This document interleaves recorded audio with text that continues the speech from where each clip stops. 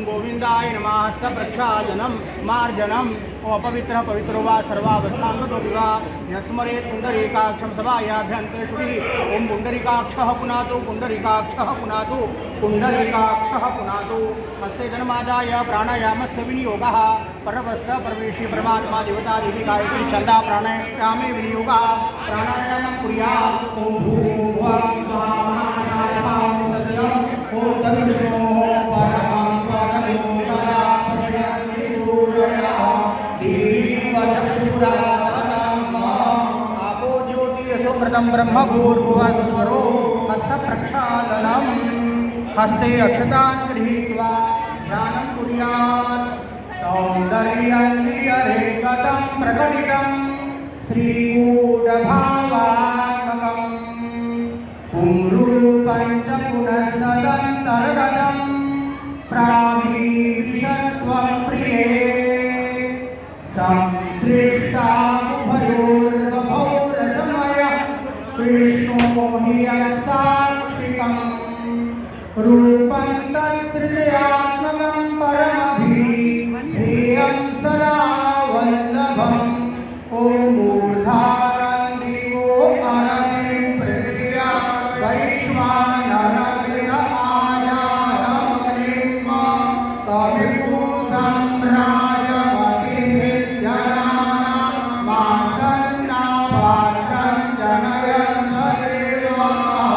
ॐ भूर्भुवः भगवते श्रीवल्लभाचार्य चरणकमलेभ्यो नमः। ध्यानार्थे अक्षतान् समर्पयामि। पादमुच्यतो। ॐ भूर्भुवः श्रीवल्लभाचार्य चरणकमलेभ्यो नमः। कुङ्कुमानुलेपनं समर्पयामि। आभूषणार्थे अक्षतान् समर्पयामि।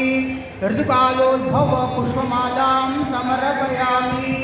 ॐ जगुरुखं व्यदधुः कदिधाव्यकल्पयन् मुखं किमस्यासीत् किं बाहु किमूरु पादा उच्येते पुष्पाणि। ॐ भूर्भुवः श्रीवल्लभाचार्य चरणकमलेभ्यो नमः। आरार्तिक्यम्। ओम रत्नेश्वर्यै नमः। इमां गन्धादिपचारान् समर्पयामि। ओम इदग्गुहाभिः प्रजननं मे अस्तु दशवीरस्तु सर्वगणपुष्पस्तये आत्मसानि प्रजासानि पशुसानि लोकसान्यभयसानि अग्निः प्रजां बहुलां मे करोत्वन्नं पयोरेको अस्मासु दत्तः। श्री वल्लभाचार्य चरण कमलेभ्यो नमः। आरार्तिकं प्रदर्शयामि।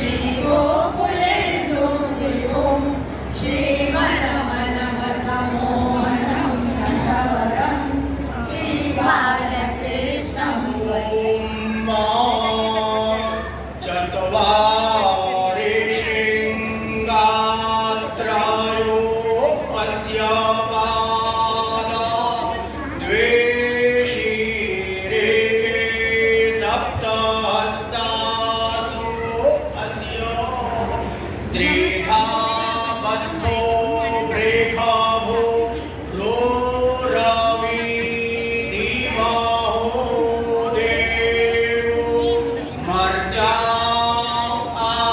आविवेश तद्विष्णो परमां पदकु सदा पश्यन्ति सूरया अस्ति स्वस्तरुणेकराग्रविगलकल्पप्रसूनाप्लुतं वस्तु प्रस्तुवेन्नादलहरि निर्वाणनिर्व्याकुलम् स्रस्तस्त्रस्तनिबद्धवीर्विलसद्गोपीसहस्रावृतं हस्तन्यस्मृतापवर्गमखिलो धारं किशोराकृति लीला होती जूनी नाच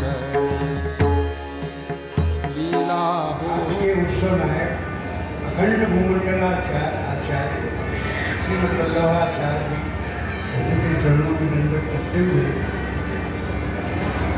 मंच पे आसीन पूज्य महाराज श्री एम बाबा साहब के चरणों में दंडवत सभा में पधारे सभी विद्वजन सभी का आज के उत्सव में हार्दिक अभिनंदन एवं स्वागत करते हैं संस्थान की ओर से।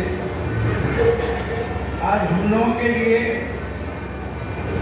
बहुत ही सौभाग्य की बात है कि हम सब ऐसे सुंदर कार्यक्रम में अपनी भागीदारी प्रदान कर रहे हैं। आज सही देखिए तो पुष्टि मार्ग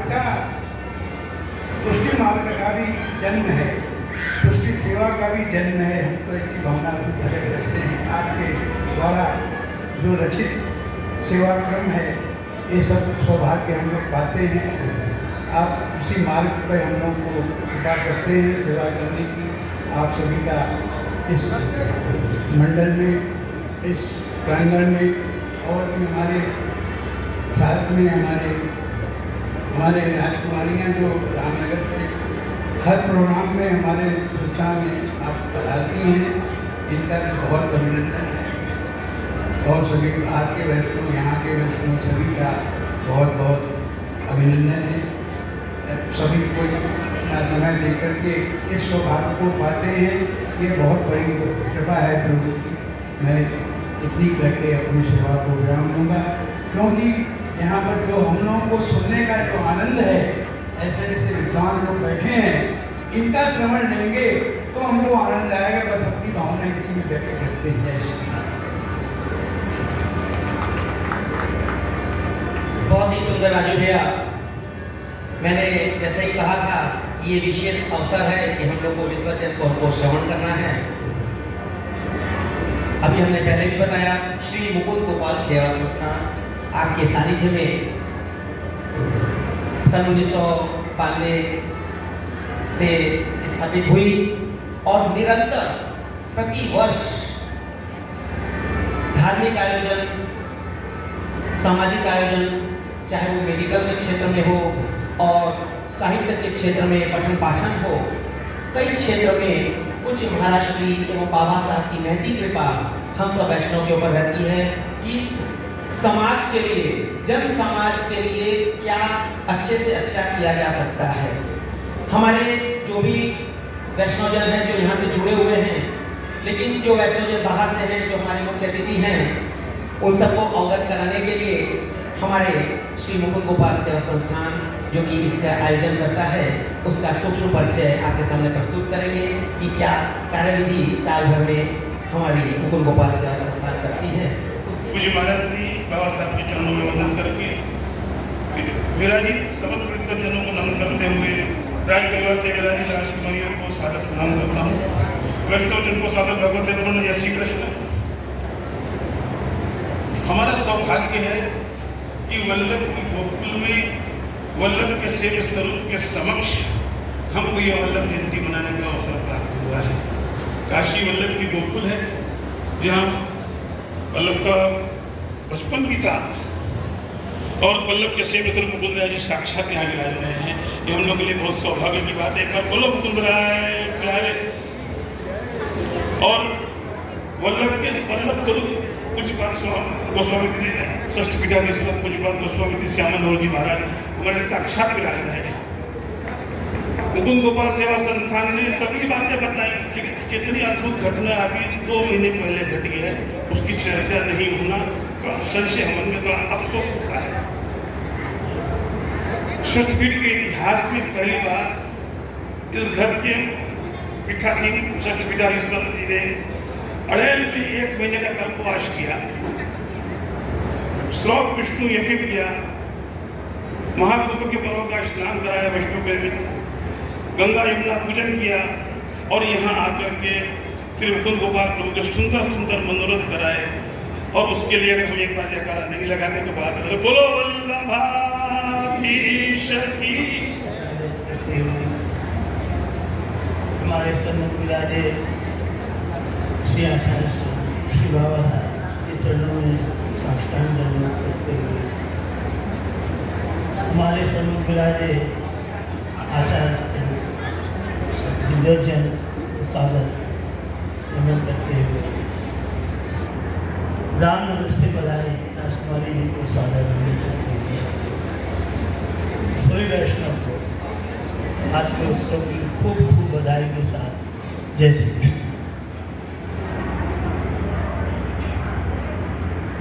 आज श्री वल्लभ प्रभु का प्राकट्य दिवस है।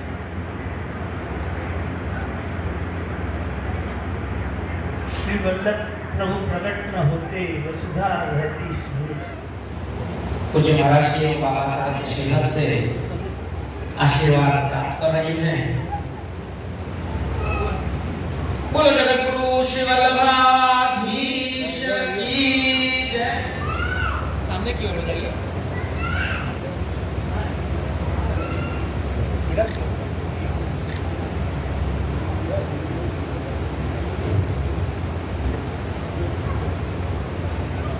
आपने आशीर्वाद प्राप्त किया, आपने जो अपना जीवन ठाकुर जी की सेवा में लगाया, इसमें सम्मिलित होइए, क्योंकि ये आशीर्वाद प्राप्त हो रहा है। बहुत ही सुंदर। आगे आगे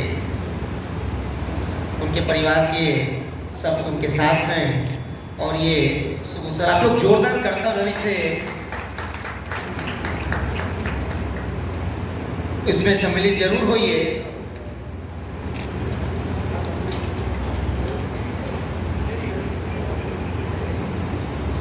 ऊपरना दुपट्टा श्रीफल और आपको इस करता ध्वनि सीधी सी बातें करते हैं तो रुकनी नहीं चाहिए। योगा के पर्पज से भी आप करते रहिए। जगत गुरु श्री वल्लभाधीश की जय। श्री गोसाई जी परम दयाल की जय। मुकुंद प्रभु की विशेष कृपा आप पे बनी हुई है। ठाकुर जी ऐसी कृपा करें कि आप आयु आरोग्य रहे ही। ये बीच में आशीर्वाद आप प्राप्त कर रहे हैं श्री मणिदास अग्रवाल जी। आपकी सेवा निरंतर, कोई भी उत्सव होता है आप हमेशा आगे से आगे रहते हैं। पुनः ठाकुर जी की कृपा आपके ऊपर बनी रहे, आप स्वस्थ रहें और ठाकुर जी की सेवा में तत्पर रहें।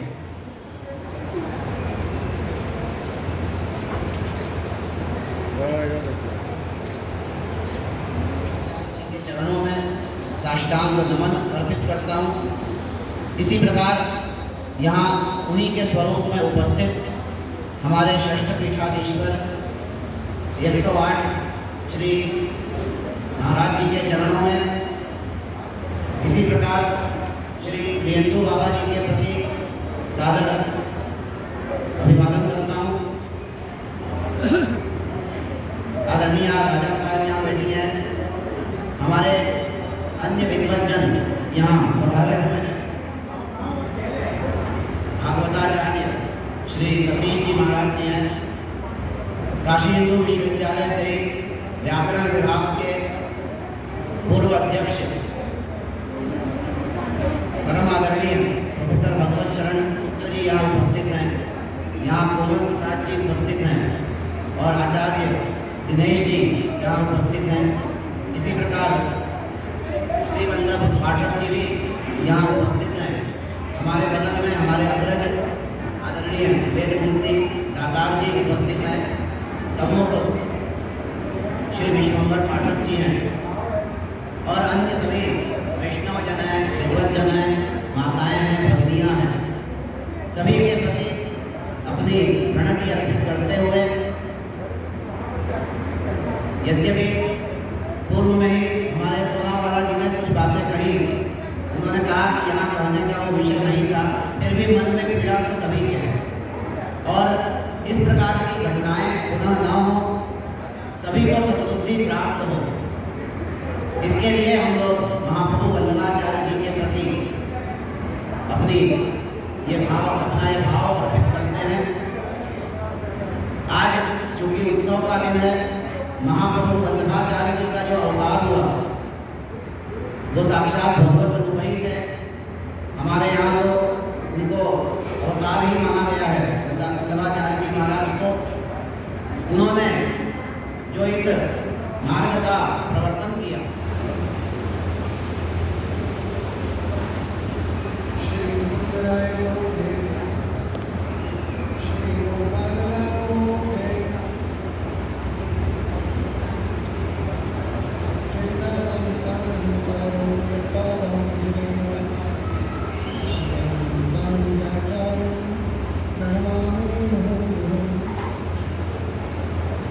सर्वप्रथम आज के उत्सव में श्री महाप्रभु जी के चरणों में सादर वंदन करते हुए सभा मंडप में विराजित परम पूज्य षष्ठ पीठाधीश्वर श्री महाराज श्री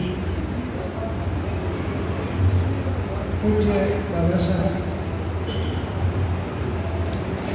असौ पूज्य राजा बेटी जी, सभा मंडप में विराजित आज की सभा के विशेष अतिथि हिंदू विश्वविद्यालय से पधारे हुए श्री भागवत शरण जी, सभा मंडप में ही विराजित ग्वालियर से पधारे हुए परम पूज्य शास्त्री सतीश जी, उसी प्रकार से सभा मंडप में ही विराजित हमारे पार्श्व में श्री माधव चंद्रकाली जी, श्री दादा जी, पंडित श्री कमल जी, पंडित श्री वल्लभ जी, श्री विश्वम्भर जी एवं परम भगवती वैष्णव जी। आज अत्यंत प्रसन्नता का दिवस है, महाप्रभु जी के प्राकट्य का दिवस हम सभी को अत्यंत हर्षित एवं प्रसन्न करता ही है, क्योंकि अगर आचार्य श्री का भूतल पर अवतरण न हुआ होता तो ये भूतल सुनी ही रहती। दैवी जीवों के उद्धार हेतु आप श्री का प्राकट्य हुआ और आपने शरणागति का जो मार्ग बताया वो हम सब लोगों के कल्याण के लिए ही है। अष्टाक्षर के जो मंत्र दिए वो हमेशा हमको शरणागत रहने की प्रेरणा देते हैं और पुष्टि मार्ग जो कि कृपा का मार्ग है, अनुग्रह का मार्ग है, इसमें हमको सदा सेवा परायण ही रहना है। श्रीमद् वृंदावने प्रकटित रसिका नंद संदो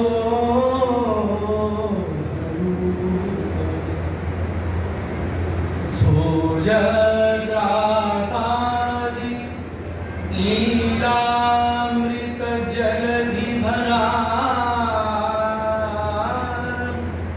क्रांत सर्वोऽपि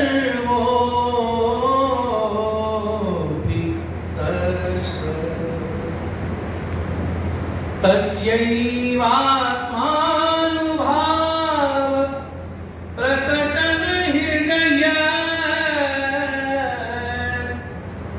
या ज्ञया प्रादुरासीत्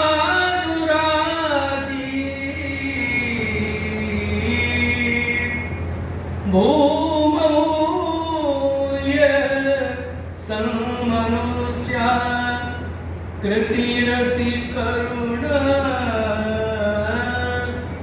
तं प्रपद्ये हुताशम्।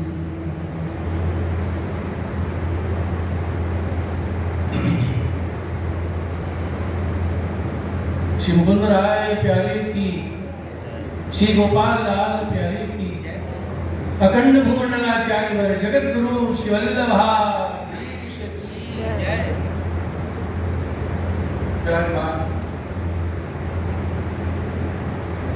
सचपीठाधीश अनंत श्री घोषित पूज्य चरण महर्षि, पूज्य चरण बाबा श्री, पूज्य चरण राजा और समस्त वल्लभपुर परिवार, पधारे हुए विद्वज्जनों में मुख्य अतिथि महोदय और सभी विद्वद्वर्य, हमारे सभी वंदनीय पूजनीय, सबके चरणों में शस्त्रत वंदन नमन। और यहाँ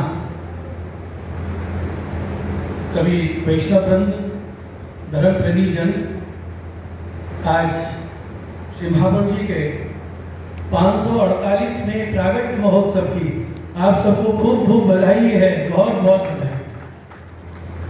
और आज मैं ऐसा अनुभव कर रहा हूँ जैसा बधाई में प्रधानदास जी गाए हैं, ये अवसर जे होते ते महाभाग्यवान। तो ये सब महाभाग्य आज जिनका प्रागट्य महोत्सव हम लोग मना रहे हैं। केवल वैष्णव सृष्टि ही नहीं, सारी वैदिक हिंदू संस्कृति ऋणी रहेगी शताब्दियों तक।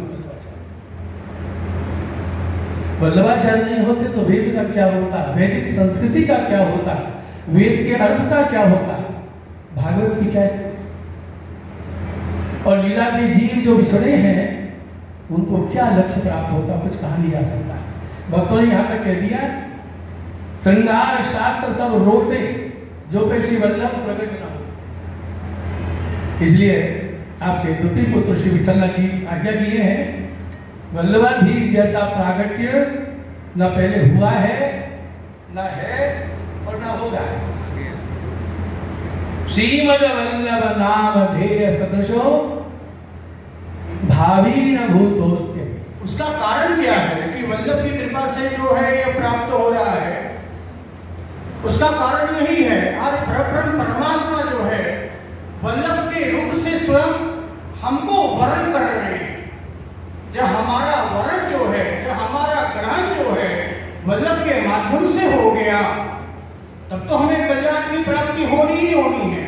और वह जो वल्लभ की जो प्राप्ति है, वह जो श्री वल्लभाचार्य चरण का जो वरण है, ये किसके द्वारा प्राप्त होगा? जब श्री वल्लभाचार्य चरण की जब कृपा आरंभ होगी, जब कृपा दृष्टि पड़ेगी, तभी वह वरण प्राप्त होता। हम उसको प्राप्त करने के लिए जो है बहुत सारे ग्रंथों को श्रवण करें, श्रुतियों का अध्ययन करें, तपस्या में बैठ जाएं, ये बात नहीं। वह जिसको वह चाहेगा वह उसी का ही वर्णन करेगा। नाय नामात्मा प्रवचने न लभ्यो न मेधया न बहुना श्रुतेन यमे वैशवृन्ते तेन लभ्यः। जिसको वर्णन करता है उसी को ही यह प्राप्त करता। परमादरणीय शास्त्री जी ने बड़ी अच्छी बात जो है हम लोगों को बताया। आगे जो है हम अधिक समय नहीं लेंगे। इस कार्यक्रम के मुख्य अतिथि महोदय जो कि बड़े श्रम करके यहाँ पधारे हैं, आप काशी हिंदू विश्वविद्यालय के पूर्व व्याकरण विभाग के आप अध्यक्ष रहे। आपने अनेकानेक ग्रंथों का संपादन किया।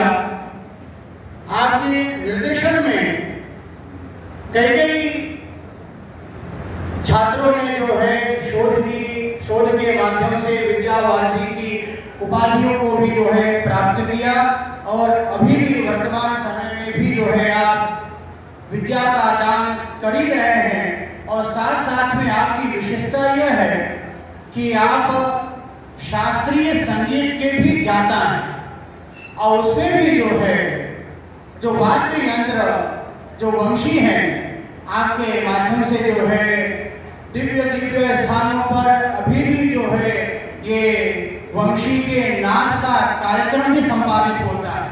ये भी इसकी विशेषता है। तो जो है हम अधिक समय नहीं लेंगे, समय को भी देखना है, आशीर्वचनों को भी श्रवण करना है। तो हम प्रोफेसर भगवत शरण जी शुक्र से निवेदन करेंगे कि आप अपने शब्दों के द्वारा हम सभी को अनुग्रहित करें। प्रोफेसर शुक्र जी वहीं भी जाते हैं।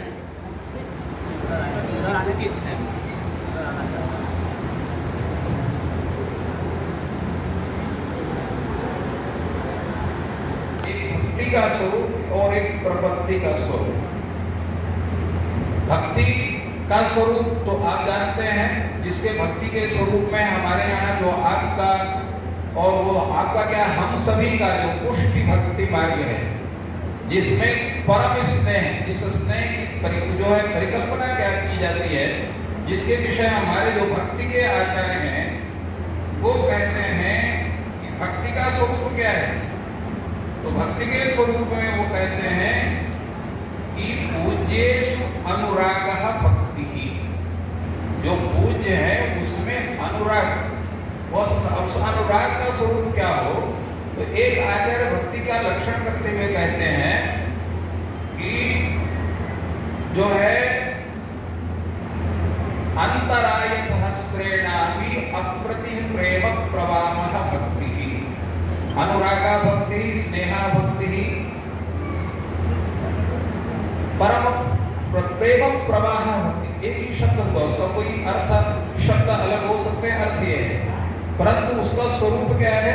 अंतराय सहस्रेणापि, ये सहस्र संख्या केवल वो एक सहस्र के स्वरूप में नहीं है, अपितु वो है कि कितने भी प्रकार के विघ्न आए, वो परम परमात्मा के प्रति जो हमारी स्नेह की धारा है वो अवच्छिन्न रहे, कभी भी भंग ना हो। वो प्रेम का प्रवाह है। तो वो अनजाने में भी हो सकता है और जान करके भी हो सकता है, परंतु क्या है कि जान करके होने पर फिर व्यक्ति का स्खलन नहीं होता है। नहीं, प्रायः देखा गया है कि हम किसी के प्रति भक्ति करते हैं, इसके बाद कोई दूसरा व्यक्ति आया, हमको समझाया बुझाया, हम किसी दूसरे देवता की भक्ति कर लेते हैं। फिर कोई तीसरा आया, उसने समझाया बुझाया, हम चौथे देवता की भक्ति करने लगते हैं। तो ये भक्ति का स्वरूप नहीं हुआ, क्योंकि हम स्वार्थ बुद्धि होकर के या किसी से जब निकलते हैं तो वो भक्ति का स्वरूप हमारा बनता नहीं। इसलिए आचार्य कहते हैं कि उसको जान करके उसके प्रति जब आप समर्पित होंगे तो आपका मन कभी डिगेगा नहीं। दूसरे एक समर्पण भाव, इसको हमारे वैष्णव का जो परम साधन है, जिसको हम प्रवृत्ति शरणागति, प्रवृत्ति का स्वरूप क्या है, शरणागति का स्वरूप, जिसके विषय में हमारे आचार्य कहते हैं और जिसका उल्लेख इस शुद्धाद्वैत चंद्रिका में आचार्य प्रवर ने भी किया है। और वो क्या है कि जो शरणागति है, प्रवृत्ति है, वो 6 प्रकार की होती है। आनुकूल्य संकल्प, प्रतिकूल विवर्ष विसर्जनम, रक्षयिष्यति विश्वासो गोप्तत्व वर्णन तथा आत्मनिक्षेप कार्पण्य षड्विधा शरणागति।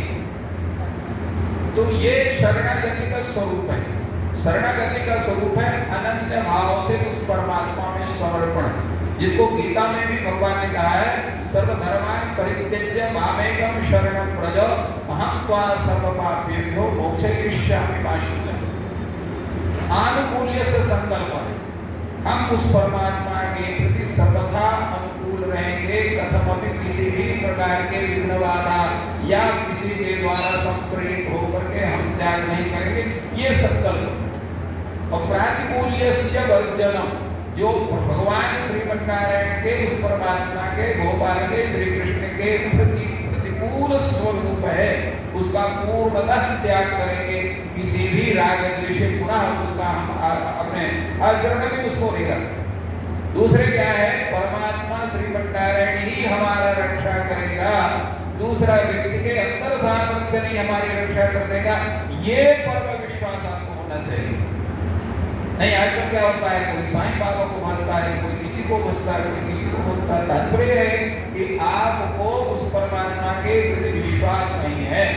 इसलिए विश्वास का, श्रद्धा का स्वरूप क्या है, अतिशय विश्वास ही श्रद्धा है।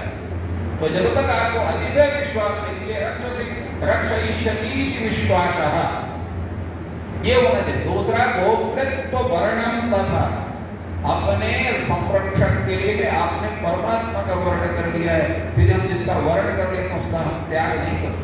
कभी आप अपने को विद्वान मानेंगे तो कभी धनवान मानेंगे तो कभी बलवान मानेंगे, कभी बहुत बड़ा अपने को ऐश्वर्यशाली मानेंगे, तो भगवान के प्रति आपका समर्पण नहीं होगा। इसलिए कार्पण्य होना चाहिए, उस परमात्मा के प्रति पूर्ण समर्पण होना चाहिए कि परमात्मा अतिरिक्त और कोई भी हमारा आश्रय नहीं है, परमात्मा ही हमारा आश्रय है। नित्याकारक भाव जब होगा तब आपकी शरणागति पूर्ण बनेगी, और जब शरणागति पूर्ण होगी तो पुनरागमनम कुतः, फिर आपका आगमन नहीं होगा। तो भगवान के प्रति पूर्ण समर्पण होना प्रवृत्ति का स्वरूप होना। और एक बात और है, आचार्य वल्लभाचार्य जी ने शरणागति के इस स्वरूप को ही भक्ति के ही स्वरूप में स्थापित किया। उन्होंने प्रपत्ति और भक्ति को अलग अलग स्वरूप ना दे करके भक्ति को पुष्टि मार्ग में उन्होंने एक ही स्वरूप को दिया। तो रामानुजाचार्य के जो भक्ति और प्रवृत्ति दो मार्ग थे उनको उन्होंने उसी आधार पर उसको समापित किया। और उसका मुख्य कारण कौन, उसका प्रमाण क्या है, उसका प्रमाण है श्रीमद् भागवत। क्योंकि श्रीमद् भागवत में प्रवृत्ति मार्ग और भक्ति मार्ग को दोनों के एक स्वरूप में स्थापित करके उसका प्रयास उन्होंने किया है। और इसीलिए उन्होंने प्रस्थान चतुष्टयी की स्थिति मानी, क्योंकि उनके भक्ति मार्ग का जो स्वरूप है जिसको उन्होंने प्रवृत्ति और भक्ति दोनों को लेकर वो चलते हैं। अगर हम श्रीमद् भागवत के स्वरूप के, भक्ति के स्वरूप को नहीं मानते हैं तो पुष्टि मार्ग का, भक्ति मार्ग का वो स्वरूप बनता ही नहीं।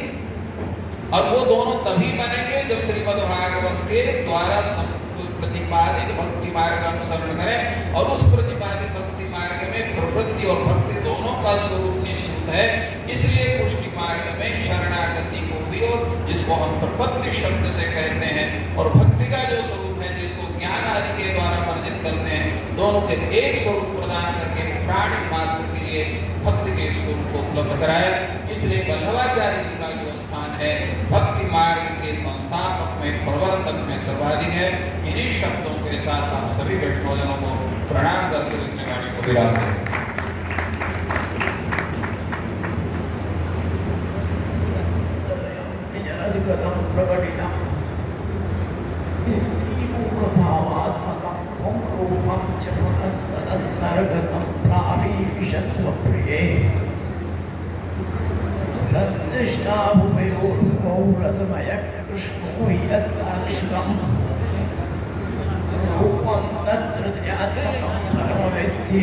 सदा वल्लभम्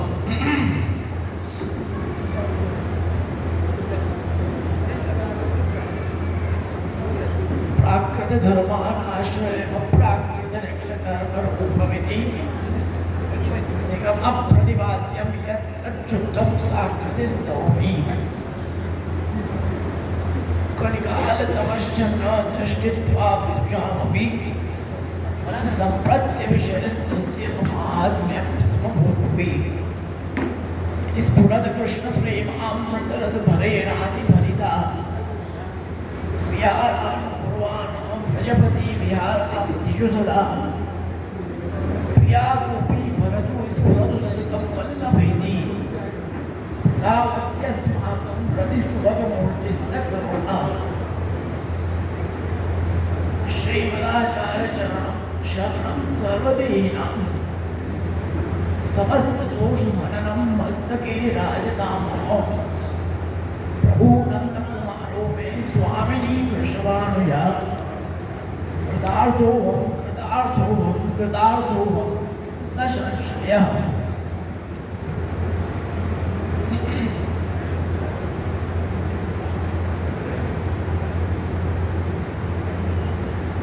सर्वप्रथम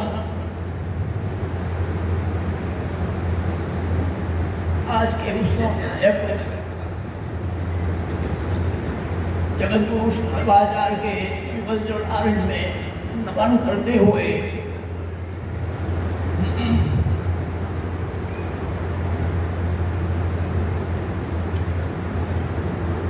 परम आदरणीय श्री श्रेष्ठ प्रभु के युगल चरणारविंद में नमन करते हुए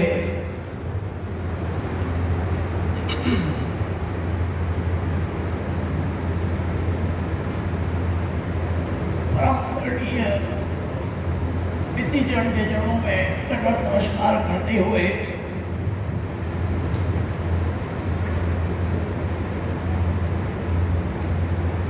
यहाँ पर पधारे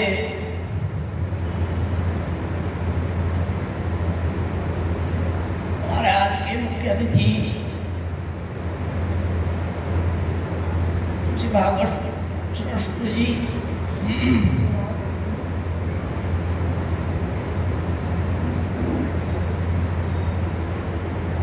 उपस्थित हमारे षष्ठपीठ काशी षष्ठपीठ भोपाल मंदिर के जोशी जी दिनेश जी, हमारे षष्ठपीठ भोपाल मंदिर के उपाध्याय सीताधार जी,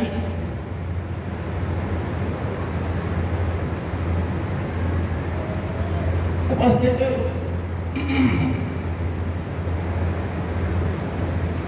माधव जनार्दन बटाटे जी,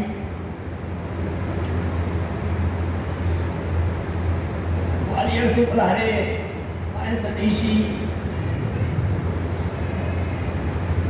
व्याकरण के अच्छे विद्वान हमारे कोमल प्रसाद जी,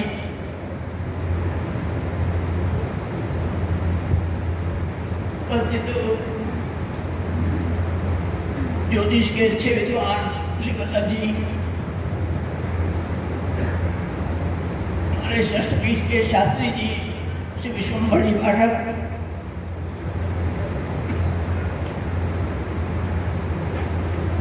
उपस्थित सभी श्री मुकुट गोपाल सेवा संस्थान के कार्यकर्ता पदाधिकारीगण,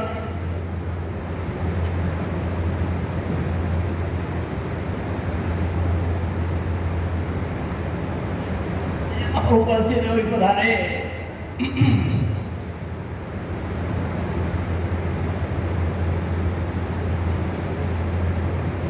समस्त बाहर से आए हुए तथा सभी उपस्थित काशी के परम भाग्यवान वैष्णवजन,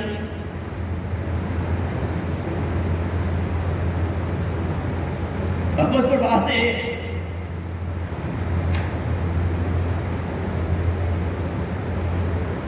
महाप्रभु श्री वल्लभाचार्य चरण का प्राकट्य महोत्सव हम सब यहाँ पर बड़े हर्षोल्लास से मना रहे हैं।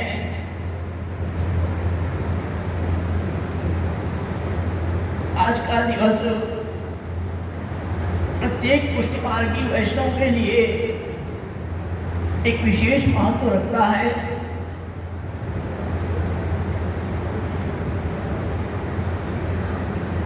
जैसे कि पूर्व वक्ताओं ने भी स्पष्ट वल्लभाचार्य के स्वरूप के बारे में स्पष्ट बताया था कि वल्लभाचार्य का प्राकट्य नहीं हुआ होता तो हम सब जीवों का क्या होता, इसका कोई हम अंदाजा नहीं लगा सकते।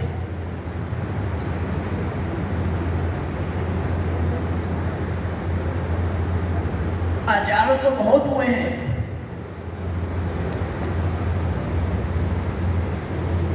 सभी आचार्यों ने अपने अपने अनुसार, अपने अपने शास्त्र के अनुसार सब श्रुतियों का, सब शास्त्रों का अर्थ अपने शास्त्र के अनुसार बैठाया।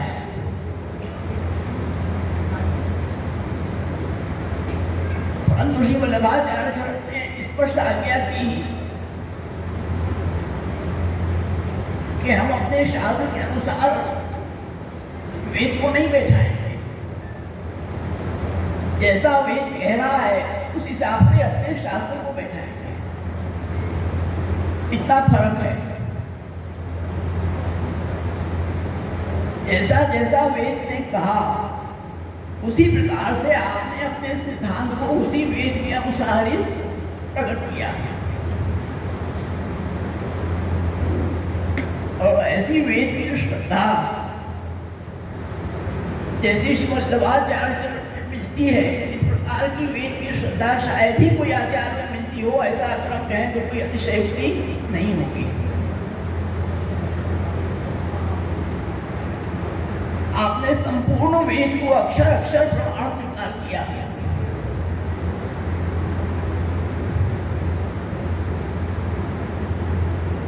वेदोक्ताल तो मात्रे भी विपरीतम तो यद भवेत् तादृशं वा स्वतंत्रं चेत् उभयं मूलतो वशा। वेदस्य अक्षर मात्र भी अन्यथा कल्पने भी दोषस्य। क्या आपकी आज्ञा है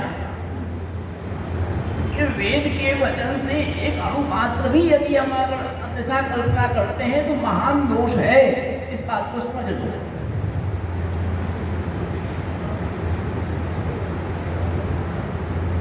जैसा वेद कह रहा है वैसा ही हमें स्वीकार करना है। और श्री वल्लभाचार्य ऐसे आचार्य हुए जिन्होंने श्रीमद् भागवत को भी प्रस्थान के रूप में स्वीकार किया। सभी आचार्यों ने प्रस्थानत्रयी स्वीकार की। वेदाः श्री कृष्ण वाक्यानि व्यासी सूत्राणि, परंतु श्री वल्लभाचार्य ने समाधि भाषा व्यासस्य प्रमाणम तच्चतुष्टयम्। क्योंकि श्रीमद् भागवत के बिना उसका निचोड़ किसी भी शास्त्र का निचोड़ नहीं आ सकता। श्रीमद् भागवत है वो फल है।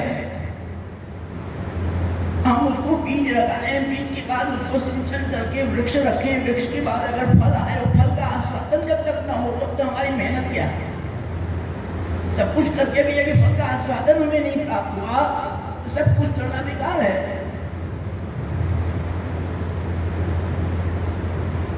क्या फायदा होगा? कोई मतलब नहीं है। इसलिए श्रीमद् भागवत को जब तक स्वीकार नहीं करोगे तब तक उसका आस्वादन कैसे होगा? इसलिए उसमें कहा कि निगम कल्पतरोर गलितम फलम शुकमुखात् अमृतद् द्रव संयुतम पिबत भागवतम रसमालयं मुहुर्मुहुः रसिकाः। संपूर्ण निगम रूपी जो कल्पद्रुम है उसका जो गलित फल है वो है श्रीमद् भागवत। और निगम क्या है? निगम है जो संपूर्ण पुष्टि श्रुतियां हैं का जो पुंज है उसका निचोड़ है श्रीमद् भागवत। इसलिए भागवत में और वेद में कोई फर्क नहीं है। प्राथम्य वेद का है और प्राधान्य भागवत का है।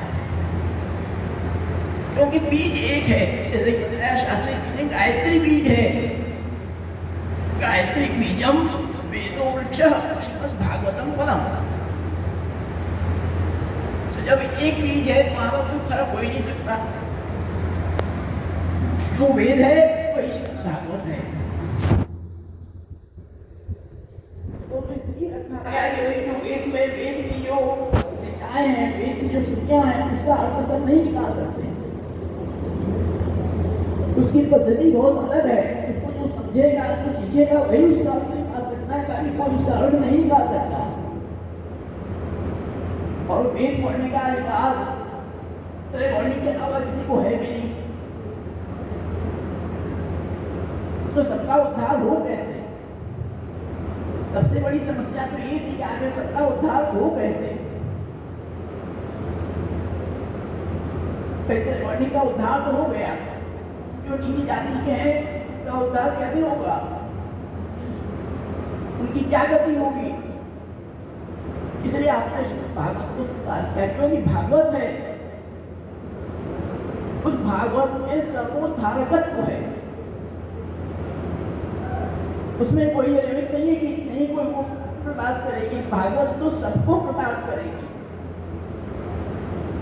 उसमें कोई नमूनचा नहीं है। चाहे छोटी से छोटी जाति भी क्यों ना हो, किरात मूढ़ान पुलिंद कुल कसा आवीर कंका यत्ना खसादय ये नीच पापा यथाश्रया शुद्धम तस्मै सबकी शुद्धि है, चाहे छोटे से छोटा क्यों ना हो, सबकी शुद्धि है। दुष्ट से दुष्ट क्यों ना हो, सबकी शुद्धि कहाँ होगी, श्रीमद् भागवत से हो जाएगी। अजामिल जैसे की भी शुद्धि, उसको भी मोक्ष मिला, उसको मोक्ष मिलने की स्थिति थी नहीं थी। धुंधुकारी का प्रसंग आता है, उसको क्या मोक्ष मिलने की स्थिति थी, वो उसके काबिल था नहीं था, परंतु तो भागवत से उसकी मुक्ति हुई। तो श्रीमद् भागवत है तो सब शास्त्रों का निचोड़ है, सर्व वेदी इतिहासानां सारम सारम समुद्धृतम सत संश्रावयामासो महाराजं प्रतिष्ठितम। संपूर्ण वेद इतिहास का जो सार निकाल के जैसे लोग करते हैं ना, तो उसका सार निकाल के एकत्रित कर दो, वो सार क्या है तो श्रीमद् भागवत है। इसलिए श्रीमद् भागवत जब तक हम उसका श्रवण न करें, जब तक उसका अध्ययन न करें, तब तक अच्छे विद्वानों की विद्वत्ता भी श्रीमद् भागवत में आके उसकी परीक्षा हो जाती है। अच्छा से अच्छा विद्वान हो, परंतु भागवत में उसकी परीक्षा हो जाती है। तो भागवत ऐसी वस्तु है।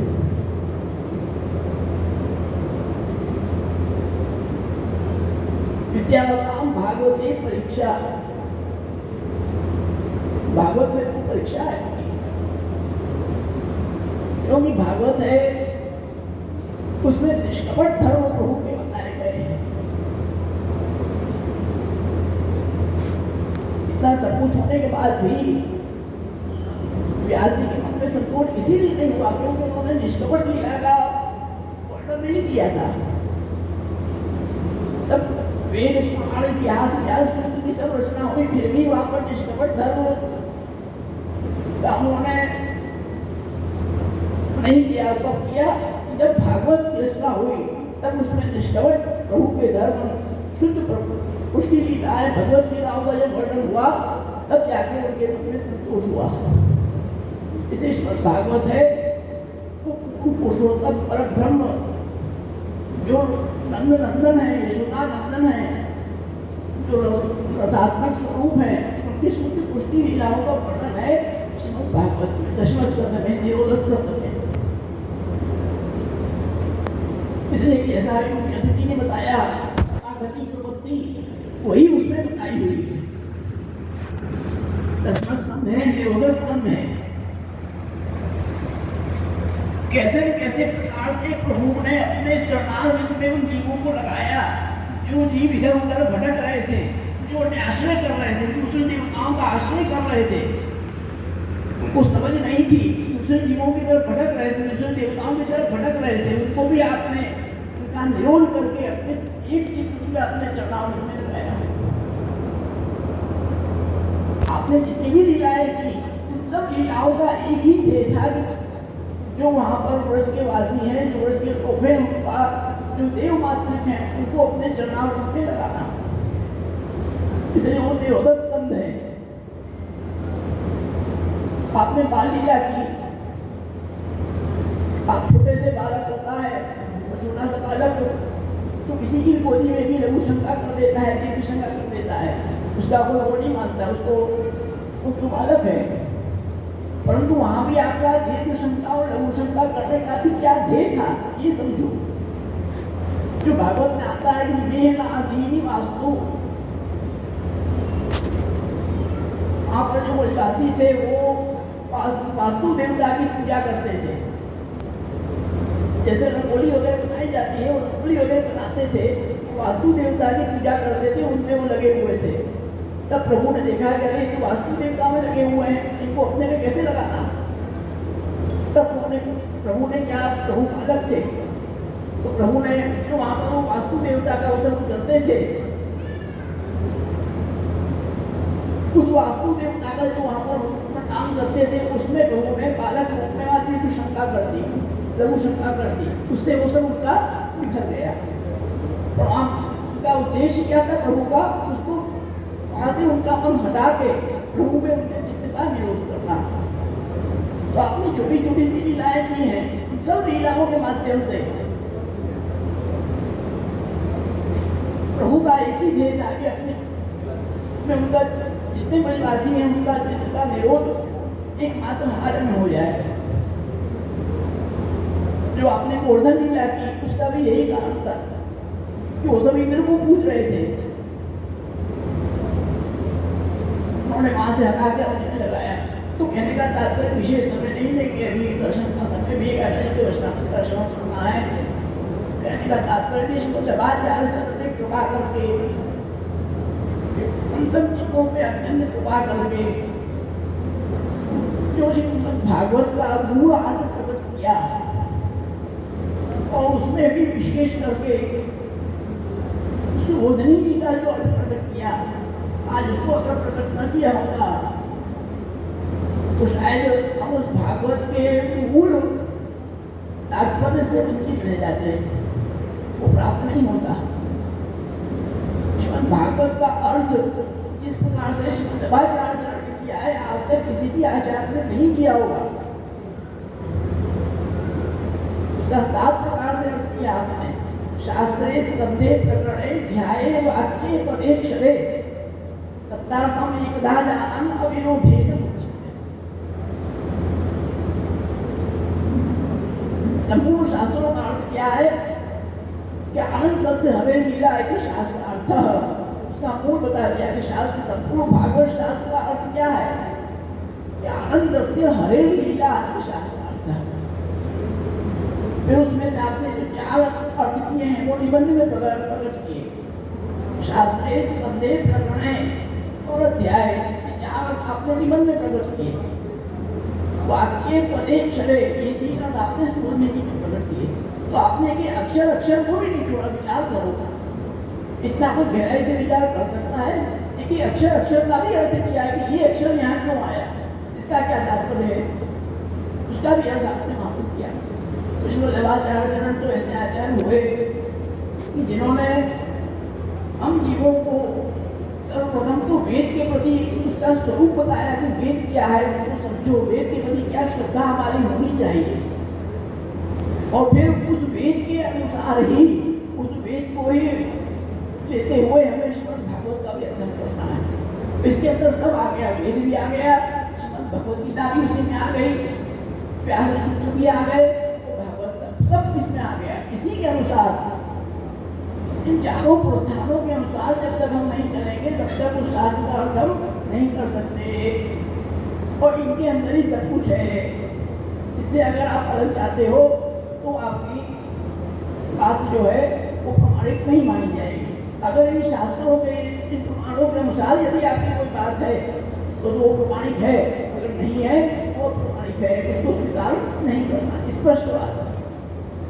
इसलिए हमें भी श्रीमद्भागवताचार्य द्वारा प्रकटित जो प्रस्थान चतुष्टय है उसका ही अनुसरण करते हुए उस वेद के प्रति वही श्रद्धा रखते हुए भगवत गीता साक्षात भगवत वाणी है, क्योंकि वेद है वो तो निश्वास है, निश्वास को कोई समझ नहीं सकता, वो तो श्वास है, परंतु भगवत वाणी है वो उससे मुखोक्त वाणी है। इसलिए आपने वेद जो नहीं समझ सकता उसको भगवत गीता के माध्यम से समझाया है, और व्यास और भागवत इस प्रकार से आपने प्रस्थान चतुष्टय का बहुत सुंदर स्वरूप यहाँ पर उपस्थित करके संपूर्ण शुद्धाद्वैत ब्रह्मानंद को कृष्ण भक्ति मार्ग के सिद्धांत की स्थापना की, और ऐसा प्रमाणिक सिद्धांत स्थापित किया कि जैसे कोई भी मिला नहीं सकता, उसमें कोई प्रश्न नहीं उठा सकता, जो भी उसको देखता है वो आनंद में विभोर हो जाता है, भक्ति में लीन हो जाता है। ऐसी आपकी विशेष प्रकृति है हमारी श्रीमद्भागवताचार्य की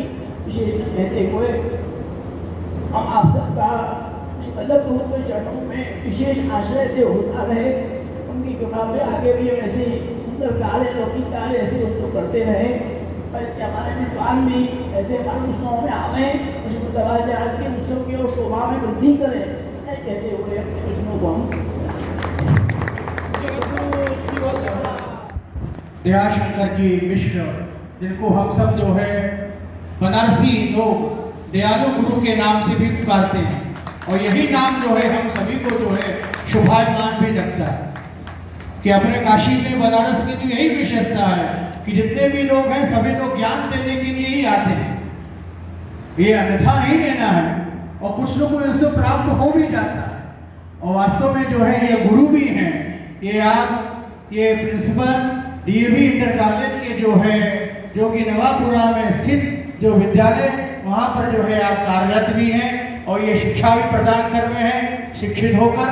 तो हम इनके स्वागत के लिए श्री मुकुंद गोपाल सेवा संस्थान के जो मंत्री श्री मनोज कुमार अग्रवाल मुनीम वाला से हम निवेदन करेंगे कि आप प्रोफेसर मंत्री साहब को माल्यार्पण कर उनका स्वागत करें। श्री मनोज मुनीम वाला अपने लोग कर्तन ध्वनि के द्वारा भी हम लोग अपने मंत्री जी का स्वागत करेंगे।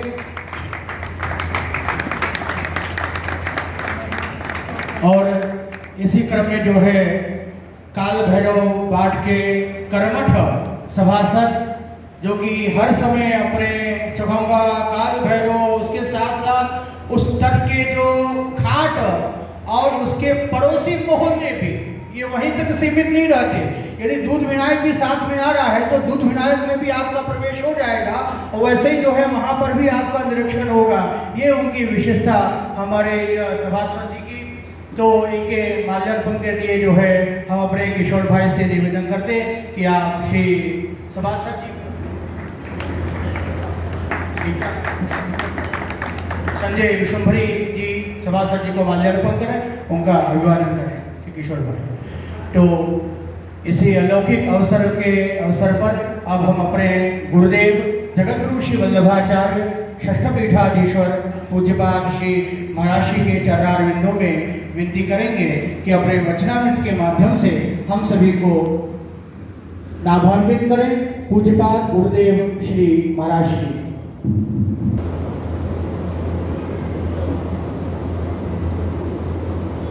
संगीतम श्रुतिमूर्धविस्तदुनां वादाद्यतीतं विदां दूरं साधन संपदां निरुपधे स्नेहै सुखापं हृदैः रासोल्लासवशं वदप्रजवधू वृन्दे वसन्तं सदा दासक्लेशहरं मुदापरतरं श्रीकृष्णदेवं श्रे श्रीमदाचार्यचरणं शरणं सर्वदेहिनां अशेषदोषदहनं मस्तके राजतां मम न मन्त्रेण तन्त्रेण च ज्ञानसिद्धेः न वैकुण्ठबुद्धिस्तु वैकुण्ठलोके गतिर्विठ्ठलेशे रतिर्विठ्ठलेशे मतिर्विठ्ठलेशे सदा जीवनास्तु।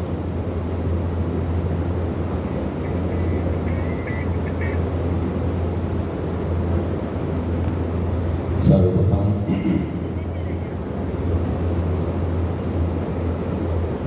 जिन उत्सव नायक का आज उत्सव मना रहे हैं, ऐसे अखंड मंडलाचार्य जगत गुरु महाप्रभु श्री वल्लभाचार्य चरण के चरणों में शत शत नमन करते हुए तदन चिरंजीव बाबा साहब, चिरंजीव राजा बेटी जी, उपस्थित सर्वप्रथम हमारे मुख्य अतिथि श्री ध्रुवशरण जी, हमारे ग्वालियर के श्रीमद् भागवत निष्णात भागवत कथाकार श्री सतीश जी, हमारे षष्ठपीठ के जोशी जी श्री दिनेश जी, हमारे षष्ठपीठ के उपाध्याय जी वेद मूर्ति श्री दातार जी, हमारे राटे जी एवं षष्ठपीठ के शास्त्री जी हमारे श्री विश्वंभर जी, उपस्थित यहाँ पर पधारे हुए हमारे विधायक महोदय श्री दयालु जी एवं संजय जी सभासद एवं हमारे संस्था के समग्र पदाधिकारी कार्यकर्तागण, हमारे श्री वल्लभ जी एवं उपस्थित समग्र परम भाग्यवान वैष्णवजन, आप सबको विदित है आज हम श्री वल्लभाचार्य चरण के प्रागट्य महोत्सव के उपलक्ष्य में यहाँ पर एकत्रित हुए हैं और उन्हीं के गुणगान, उनके सिद्धांतों का आनंद लेने के लिए समग्र विद्वजन यहाँ पर पधारे हुए हैं। आचार्य चरण को विद्वानों के लिए विशेष आग्रह था, इसलिए आप आज्ञा करते थे विद्वद्भिः सर्वथा श्राव्यम ते ही सन्मार्ग रक्षका। विद्वान ही सन्मार्ग के रक्षक होते हैं। जब युद्ध सीमा पर होता है तो हमारे योद्धा हमारी रक्षा करते हैं वहाँ युद्ध में, और जब हमारे संस्कार, हमारी संस्कृति और हमारे ग्रंथों पर आघात होता है तो हमारे योद्धा विद्वान युद्ध करके उसकी रक्षा करते हैं। आज इस चीज़ की बड़ी आवश्यकता है, उत्सव का समय है, परंतु राष्ट्र की जो अभी स्थिति बनी है कश्मीर में, पहलगाम में, उसके लिए हम सब श्री वल्लभाचार्य के चरणों में शत शत नमन करते हुए जो भी उसके अंदर गत हुए हैं उनके लिए खूब खूब श्रद्धांजलि अर्पित करते हैं सर्वप्रथम, और प्रभु उनको सद्गति प्राप्त करावे। और साथ साथ हमको आज ये भी एक संकल्प लेने की आवश्यकता है कि हमारे सनातन धर्म में केवल शास्त्र नहीं है, शास्त्रेण शस्त्रेण शास्त्रेण वा, दोनों चीज की आज हमको आवश्यकता है। शास्त्रों की भी आवश्यकता है और शस्त्रों की भी आवश्यकता है। आज ये स्थिति हमारे समाज की हो गई है, हमारे समग्र परिवारों के घर में खोजोगे तो आपको एक लठिया भी नहीं मिलेगी। आज आवश्यकता है हम धर्म का उपदेश देने के साथ साथ बल का भी उपदेश दें। ये स्थिति आज हमारे सामने उपस्थित हो गई है। हमारे आचार्यों ने कभी निर्बल होने की बात नहीं कही, हमको सबल भी होना है। सबल होने का मतलब जो अभी हो रहा है वो नहीं होना है। सबल होने का मतलब है हमको सबल होकर के आतताइयों से रक्षा करना है, इसलिए हमको सबल होना है। इसीलिए हमारे आचार्य चरण ने वेदों से लेकर श्रीमद् भागवत तक को प्रमाण रूप में आपने स्वीकार किया। इसकी चर्चा समग्र विद्वानों ने बहुत सुंदर, आपने शरणागति विपत्ति का बहुत सुंदर विवेचन किया और बहुत सुंदर निबंधन प्रवचन का आपने किया। ऐसे ऐसे विद्वानों को श्रवण करने का लाभ हमको ऐसे अवसरों पर ही प्राप्त होता है। श्रीमद् भागवत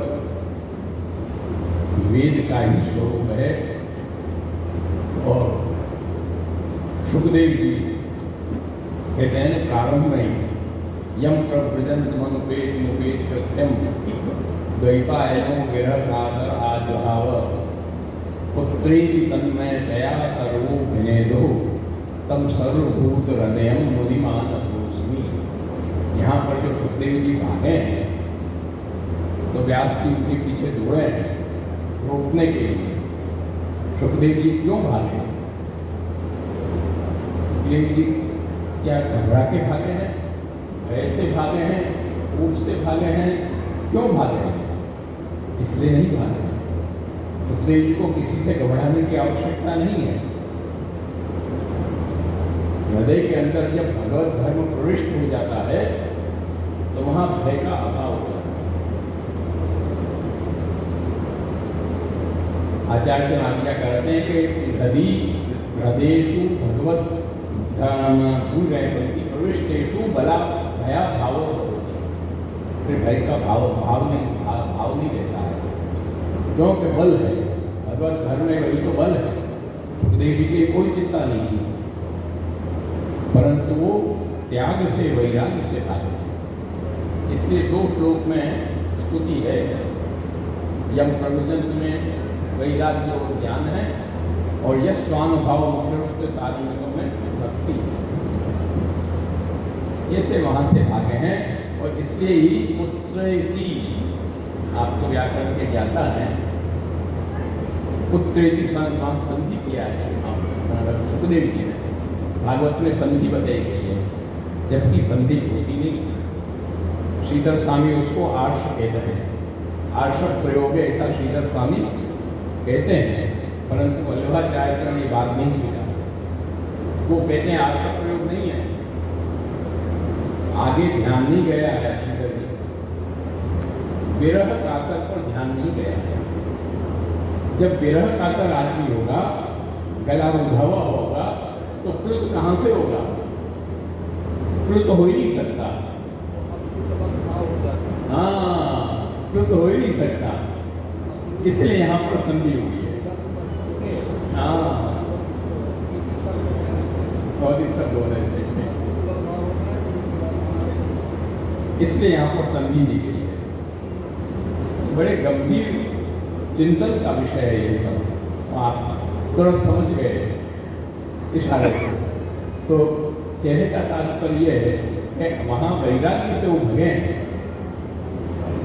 और कोई कारण नहीं था। इस तरह से श्रीमद् भागवत तो विशाल साहित्य है, उस पर जितना को इतना कम है, समय अब बहुत खिंच गया है, इसलिए कोई ज़्यादा कहने की आवश्यकता नहीं है। अब अपने इस कार्यक्रम के समापन की ओर बढ़ रहे हैं। जितने लोगों ने यहाँ इस कार्य में सहयोग दिया है, उन समग्र लोगों को इस कार्यक्रम में हम अलग से धन्यवाद की प्रक्रिया नहीं करते हैं, क्योंकि आचार्य चरण का प्रागट्य उत्सव है। इसमें जितने भी हम सम्मिलित होते हैं वो हमारा कर्तव्य है, उसमें धन्यवाद की आवश्यकता नहीं होती है। इससे अलग से धन्यवाद नहीं कहते हैं, उनको उनका समाजन हम कर देते हैं। इसलिए सर्वप्रथम समाजन करने में जो हमारे 4 वैष्णवों का सम्मान किया गया, बुजुर्ग वैष्णवों का, वो हमारे पहले जो लेडीज का सम्मान किया गया, हमारे वल्लभ भैया के घर से, बोलने का नाम काकी जी है।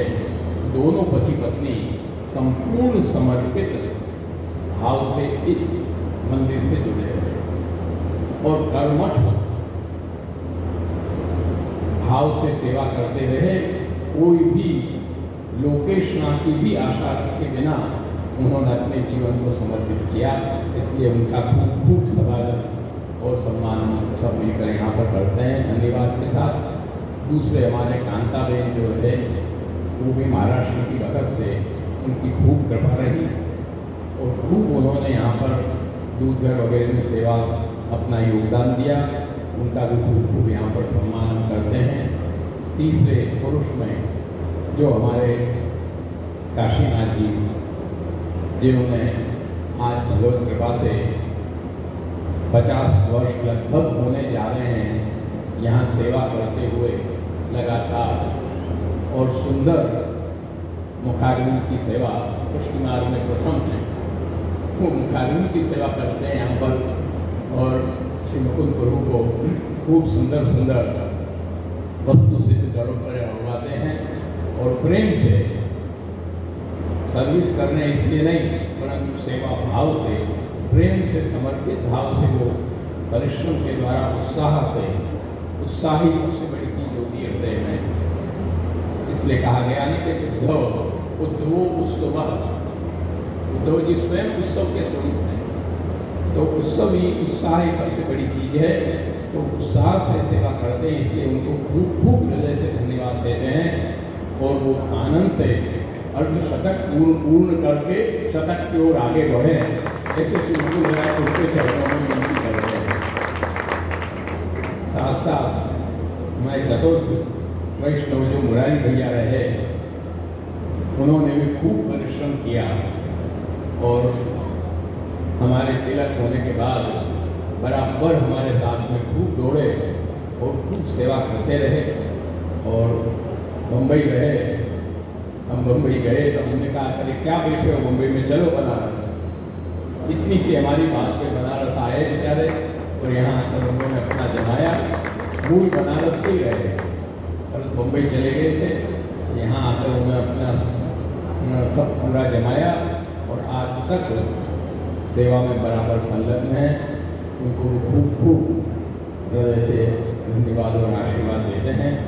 उसके बाद हमारे मुख्य अतिथि भगवत शरण शुक्ल जी अपना इतना कीमती समय अध्ययन अध्यापन में से निकाल के यहाँ 2 घंटे 3 घंटे तक समय दिया हमको, उसके लिए खूब खूब आपका हम अभिवादन धन्यवाद करते हैं।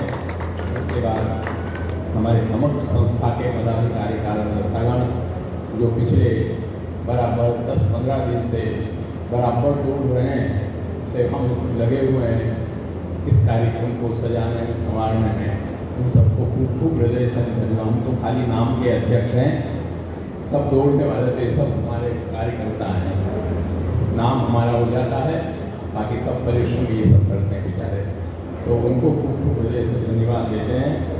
उसके बाद हमारे इस शोभा यात्रा के अंदर कलश लेकर 3 बजे से जो समग्र बहनें धूप में तप कर यहाँ आई और शाम को 7 बजे तक 4 घंटे कलश मस्तक पे लेकर सज धज के साथ चली, शोभा बढ़ाई शोभा यात्रा की।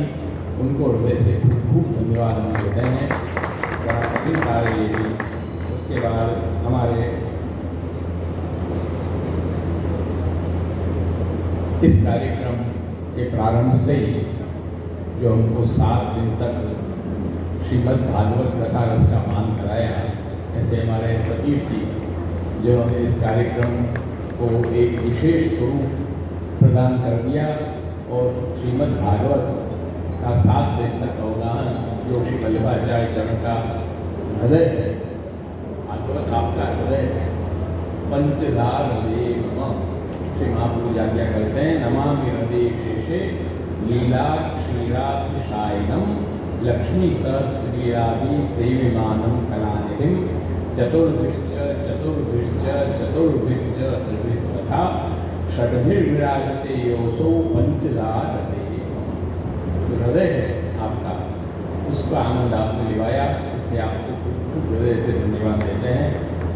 उसके बाद इस श्रीमद् भागवत कथा के मनोरथी हमारे शेखर रस्तोगी एवं समग्र उसका परिवार, जिसने खूब उत्साह से खूब परिश्रम से खुले दिल से इस कथा का समग्र आयोजन किया और उसके अंदर अपना संपूर्ण तन मन धन से योगदान दिया, उसको खूब खूब हृदय से धन्यवाद प्रदान करते हैं। उसके बाद इस कार्यक्रम के पूर्व का जो कार्यक्रम, पहले दिन का जो कार्यक्रम, उसके अंदर हमारे कीर्तन सम्मेलन का जो कार्यक्रम हुआ, उसमें युवा और बड़े दोनों हमारे कीर्तन का जितने सब यहाँ के बच्चे और बड़े सब रहे, उन्होंने खूब सुंदर कीर्तन की प्रस्तुति यहाँ पर दिया। उनके लिए भी उन सबों को भी खूब खूब हृदय से धन्यवाद प्रदान करते हैं। वो तो 12 महीना सेवा में लगे रहते हैं सब, वो तो एक कीर्तन सम्मेलन में गाया, बाकी 12 महीना बेचारे सेवा में बराबर लगे रहते हैं, तो उनको हृदय से खूब खूब धन्यवाद देते हैं। उसके बाद हमारे बेटी जी अपने चिरंजीव मंजिल राजा रूप मंजिल बेटी जी, इन्होंने बहुत सुंदर गायन प्रस्तुत किया, भक्ति संगीत, और अभी प्रारंभ है और अभ्यास कर रहे हैं अभी, लेकिन फिर भी ठाकुर जी कृपा से उत्साह है और भगवत कृपा से सुंदर आगे बढ़ रहे हैं। उनको खूब खूब आशीर्वाद देते हैं कि आगे बढ़े और खूब परिश्रम करें, जितना परिश्रम होता है उतना वो आगे जाके खिलता है। वो परिश्रम करें खूब और आगे जाकर खूब खिलें। इनकी आवाज़ ये उनको खूब खूब हृदय से आशीर्वाद प्रदान करते हैं। उसके बाद वो जो हमारे समग्र श्रोतागण कि जिनके बिना वक्ताओं का नैरर्थक श्रोता नहीं है तो वक्ता क्या करेंगे, क्या बोल बोल करेंगे। हम सबों को इतनी देर झेला आप लोगों ने, इससे आपको खूब धन्यवाद देते हैं कि आप इतनी देर बैठ कर हम सबों को झेला। और अंत में संपूर्ण कार्यक्रम का संचालन हमारे किशोर जरीवाला और किनारे वाला किशोर किनारे वाला और अपने हमारे शस्त्री के शास्त्री जी विश्वंभर जी, इन्होंने बहुत सुंदर तरीके से इस पूरे कार्यक्रम का संचालन किया।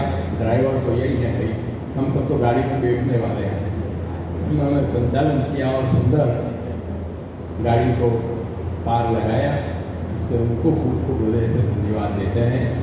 हमारे अन्य जितने पत्रकार बंधु उनको खूब खूब हृदय से धन्यवाद देते हैं। और सबों की भगवत चरणारिंद में विशेष गति और प्रीति बनी रहे, यही श्री वल्लभ गुरु के चरणों में प्रार्थना करते हुए हमारे वक्तव्य को समाप्त करते हैं। थोड़ी देर अब इसके बाद श्री यमुना जी की आरती बोली जाएगी। तो आप सब लोग जहाँ पर हैं अपने स्थान पर ही खड़े होकर के आनंद लेंगे, भीड़ भड़का नहीं करेंगे, शांति से हम विद्वानों का सम्मान करेंगे और आरती बुलाती रहेगी, विद्वानों का सम्मान होता रहेगा।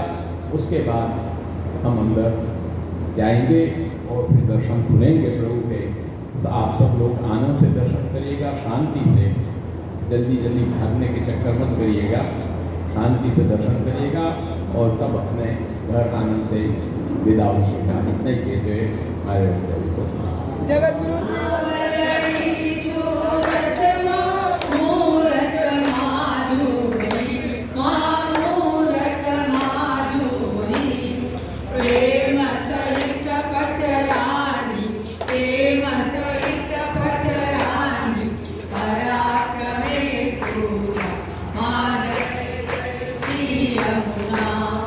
Yeah.